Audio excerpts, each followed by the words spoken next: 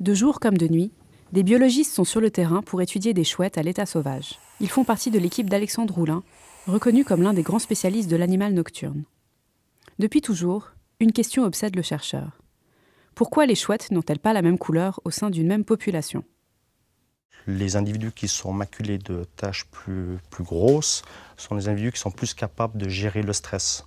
Ils ont une agressivité différente, une sexualité différente, enfin, un appétit moindre que les autres, etc.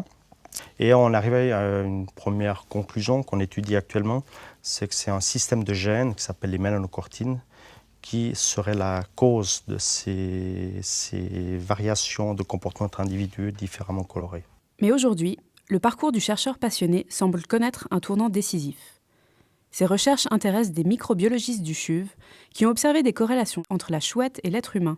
M. Roulin, il a montré des corrélations génétiques, justement, entre quelques aspects comportement physiologique et des facteurs moléculaires qui, de notre côté, nous intéressent beaucoup. Donc, on travaille ici en virologie, en maladies infectieuses. Et là, lorsque j'ai vu ces données, ça fait clic chez moi et je dis OK, c'est très intéressant que vous avez trouvé ici. Et on a justement chez nous, dans mon équipe, une expert, Mme Pasquato, qui a depuis 15 ans travaillé sur justement ces facteurs-là. Maintenant, on va voir une molécule qui était appelée POMC. POMC est une molécule qui est coupée dans petits morceaux qui sont en fait des hormones.